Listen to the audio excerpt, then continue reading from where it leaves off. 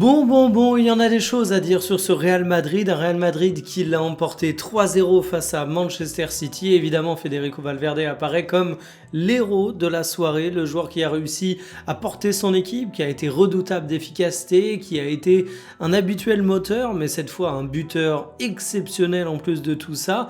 Mais finalement, Valverde, à mes yeux, si je vais rien enlever de son match qu'on peut qualifier d'historique, n'ayons pas peur des mots, d'ailleurs le journal de l'équipe lui a mis un 10 sur 10 dans ses colonnes, je pense quand même que c'est la face émergée d'un iceberg qui présente beaucoup de choses en face immergée qui convient d'analyser. Donc salut tout le monde, c'est TMF, vous l'avez compris, aujourd'hui nous allons revenir sur cette rencontre ô combien surprenante. Je vais procéder en deux parties. On va commencer en parlant de ce que j'attendais pour le match, et là je vais pas vous la faire à l'envers, c'est clairement pas le scénario que j'avais imaginé, mais je pense que j'étais pas le seul. Et puis après, on va voir comment ça a tourné. On va analyser les buts de Valverde, on va essayer de revenir sur la dynamique qu'a eu le Real Madrid au cours de cette rencontre, parce que je trouve que c'est hyper intéressant. Installez-vous confortablement et bienvenue pour le journal du jour.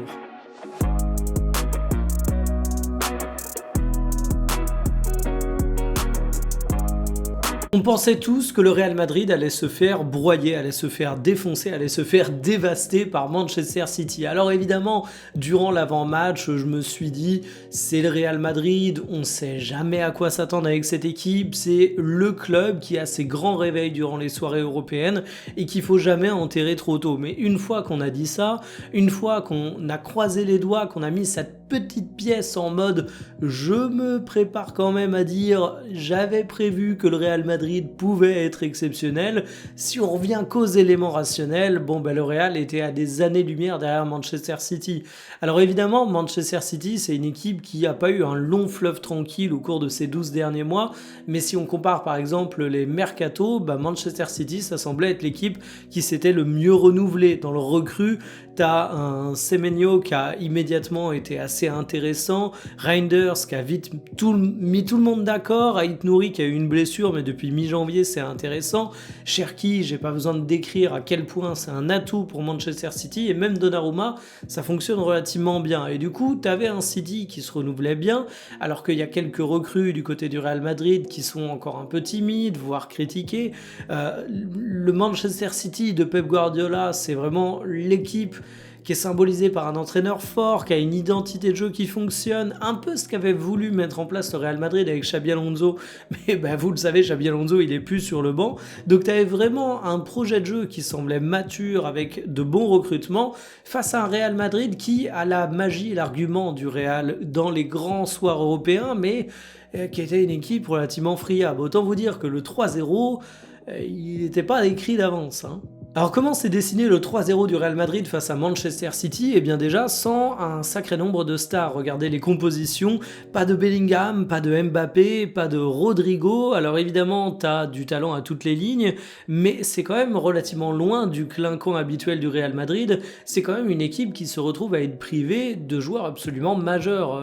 Bellingham, ça a été sa recrue phare il n'y a pas si longtemps que ça. C'est un joueur que toutes les équipes du monde aimeraient avoir dans une certaine mesure. Mbappé, c'est le buteur numéro 1 du club, le monsieur, un match, un but, le genre de mec où tu dis, il y a une dépendance, mais après tout, c'est normal, et Rodrigo, il avait retrouvé sa place, et il prouvait qu'il était hyper intéressant.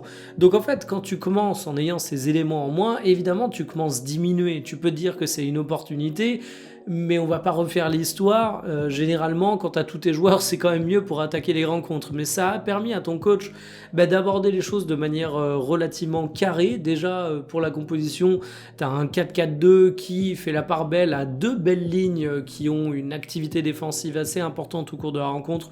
On y reviendra, mais surtout, t'étais pas forcément tributaire d'un déséquilibre à cause de joueurs qu'il faut caser politiquement. Et en fait, cette rencontre, je l'ai trouvée hyper intéressante parce que je trouve que tout transpire l'efficacité collective. Or, j'avais pas vu ça du côté du Real Madrid depuis assez longtemps. Alors, le journal L'Équipe va par exemple nous parler du fait que ça a beaucoup couru du côté de Madrid. Je vous affiche les stats qui viennent de l'UEFA. Je vais arrondir à 114 km pour un petit peu moins du côté de Manchester City, mais on peut dire que c'est équivalent.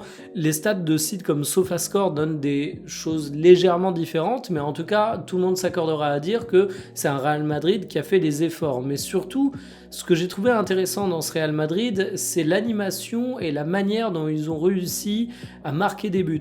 T'avais pas le terminal offensif ultime Kylian Mbappé, et même si tu as des actions de grande classe de Valverde sur ces 3 buts, il fait vraiment un match absolument énorme. C'est pas des buts que Valverde se procure seul. Si on prend par exemple le premier, il y a une excellente relance de Thibaut Courtois à la base, et Thibaut Courtois, c'est un gardien absolument exceptionnel.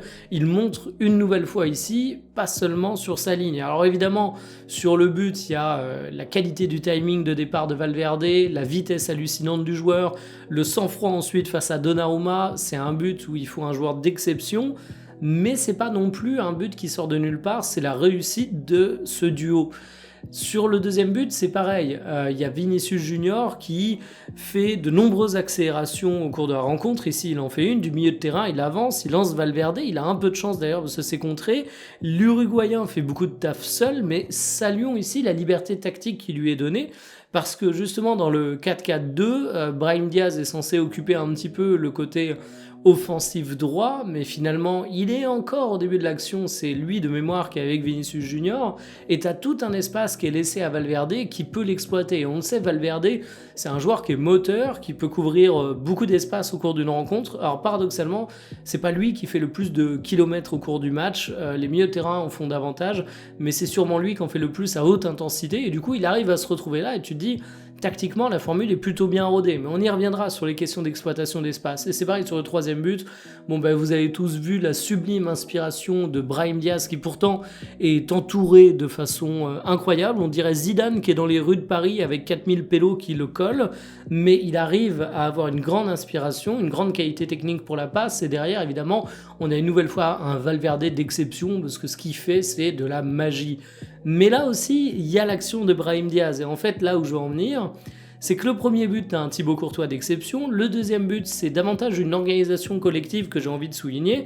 Et le troisième, il y a Brahim Diaz qui est aussi un magicien dans tout ça. Donc oui, Valverde sort un match historique.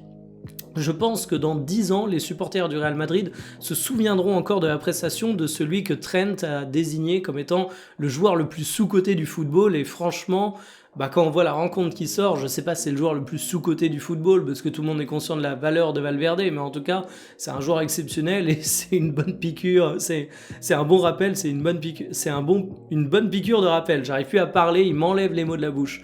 Mais ce que j'ai envie de souligner aussi, c'est justement tout ce talent collectif et cette mise en place tactique. Je vais vous montrer quelques graphiques, quelques stats, on commence.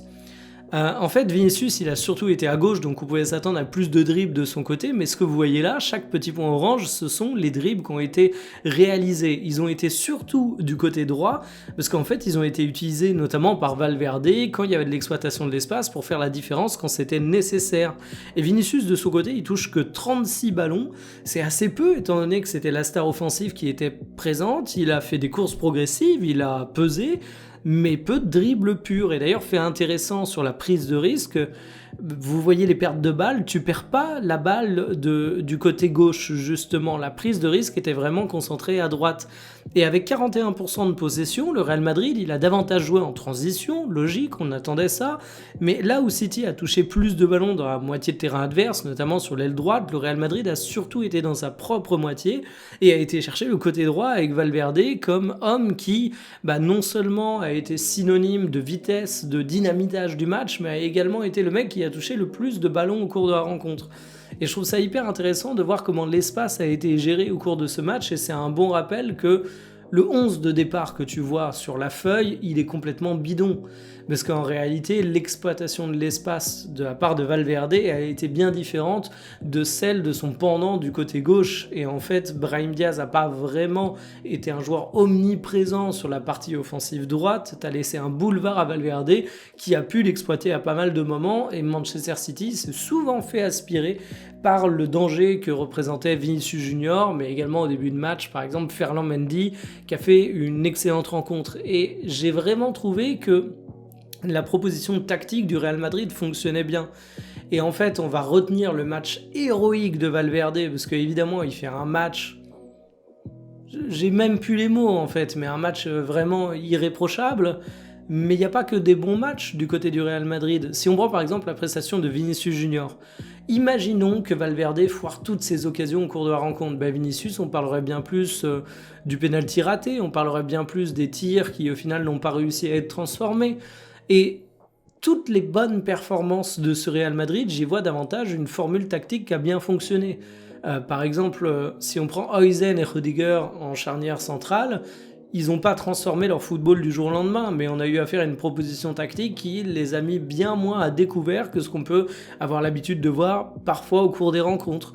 Si je prends le match de Trent Alexander-Arnold, le côté droit du Real Madrid a brillé énormément, mais est-ce que c'est le match de référence de Trent? Non, je considère que c'est peut-être un des plus faibles du côté du Real. Donc vraiment, soulignons la maîtrise collective de ce Real Madrid, sa formule qui a exceptionnellement bien fonctionné face à Manchester City.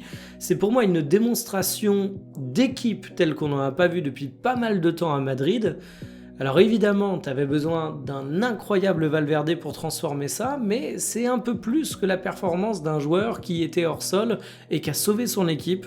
C'était un plaisir à voir, j'ai vu le match en replay, je m'attendais à voir un Valverde omniprésent en mode Superman, j'ai vu un Valverde en mode Superman, mais je vais conclure de la même manière que j'ai commencé la vidéo. Valverde en Superman, c'était vraiment la face émergée de l'iceberg. Allez, sur ce, je vous dis à demain, salut.